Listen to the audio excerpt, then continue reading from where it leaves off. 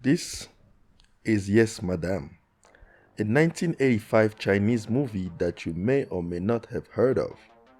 This action comedy was directed by Corey Yun and stars Michelle Yeoh and Cynthia Rothrock in one of their first ever leading roles. Although the movie can be funny at times, it does not always work. Well, firstly, it needed way more Michelle Yeoh. The comedy doesn't always land, it is a bit messy. The script is really rough, and while the actors do a lot to make these characters likable, the story is so ridiculously simple and dumb that it diminishes the characters, and this movie's biggest crime is that our main characters have no arcs and do not get a single opportunity to explore their dynamic as a duo. Also, this is a pure 80s comedy with villains who laugh like this.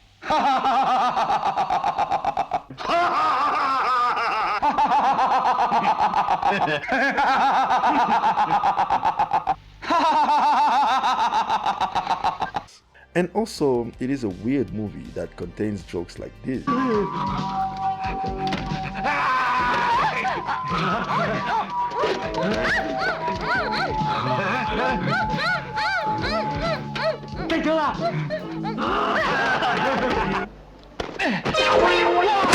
This is a project that feels like a parody of a movie rather than a movie trying to tell a genuine story.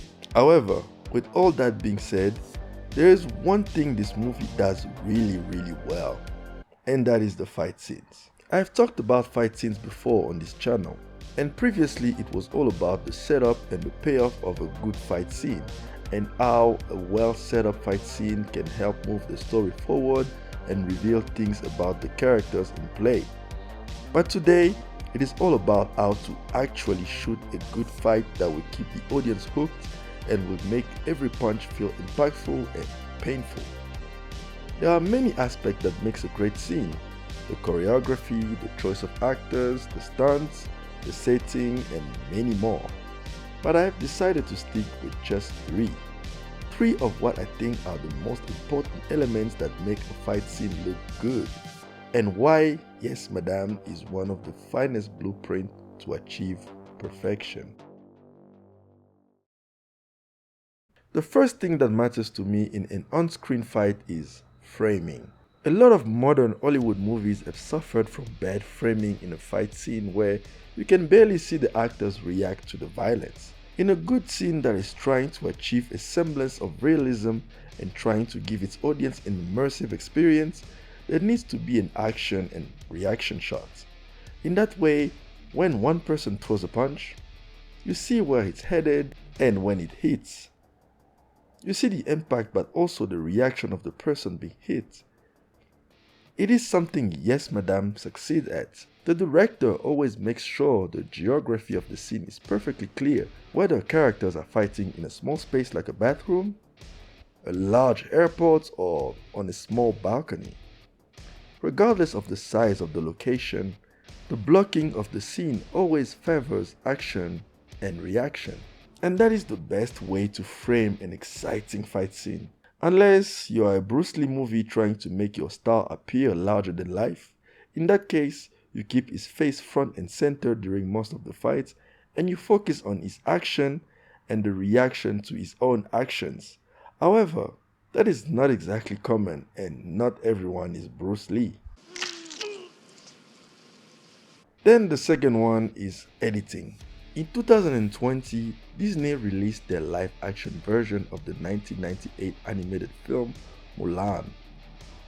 That movie has a lot of problems, but its biggest crime is probably how the fight scenes were edited.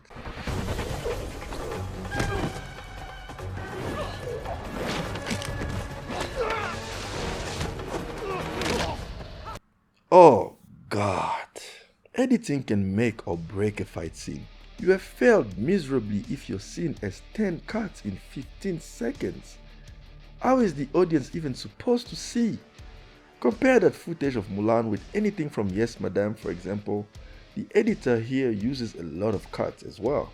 But notice how the cuts are mostly to make the punches and kicks feel more powerful than they are.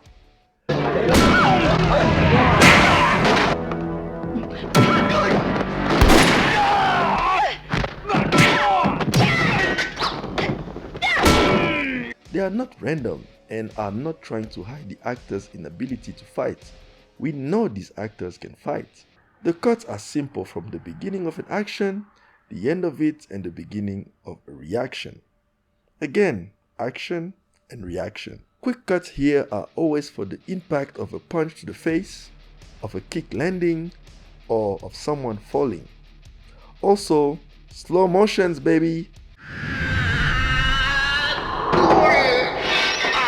Damn, I love those. Then the third, and to me, the most crucial of them all, camera work. A fight scene only looks as good as the director makes it look. Of course it goes together with the editing, but it starts with the shooting of the scene itself. Because there are just things editing cannot fix. There has been quite a lot of criticism for the Jason Bourne movies and their use of shaky cam for the fight scenes. However, I believe it works for what those movies are. The director clearly wants his fights to feel like brawls, with the fighters looking more like people using brute force and an improvised violence rather than martial artists with slick moves. And again, it gives the fight scenes a unique style, and at the time it wasn't something you could see very often. So again, it was unique and pretty well executed. And even those movies, when trying to showcase how well trained Jason Bourne was, shot their scenes like this or like this. Steady camera and fewer movements. And again, action and reaction. The problem is when everyone tried to do the shaky cam without understanding why it worked for those movies in the first place. And even when some directors try to keep their camera steady, they shoot it in such a boring manner that you can see the editor trying everything to make the fight more interesting than it was initially intended, and the result is a big mess with wasted talent and potential. One thing I love about Jackie Chan and most Kung Fu movies in general from all the way back to the 70s is that they keep their camera steady. It allows the actors to perform a lot of impressive moves, and it makes the fight scenes very engaging and exciting. To get back to Yes Madame, the movie not only uses a lot of wide angles to allow the audience to see the fights clearly, but the director also made sure not to be boring. He uses different camera angles, from wide angles to even Dutch angles, to keep things fresh but without moving the camera so much that we cannot really tell what's going on. I know I have only given examples of American movies here, which makes it seem like it is a critique on Hollywood as a whole, but it isn't. There are hundreds of great fight scenes in American movies. The Matrix obviously has some of the best choreographies, staging, camera work, editing, and framing any movie can ever dream of. Quentin Tarantino's movies such as Kill Bill have also stood out when it comes to amazing fights. This is more of a celebration of a movie that does not get enough credit for how well its fight scenes were shot, and even how dedicated the actors were at making it look good, despite it being a low-budget 80s comedy. The director made sure our main protagonists always looked vulnerable and as if they could lose the fights at any time, which added a lot of tension to some very well choreographed sequences. Again, if the story just revolved more around these badass female actresses, it would have been even better. But in the end, Yes Madame never tried to be Shakespeare or The Godfather. It aimed at being a low-budget action comedy with some kick-ass fight scenes with a lot of fun, and not only does it succeed at being a decent parody of 80s action movies, it is the perfect blueprint for how to shoot a good fight scene.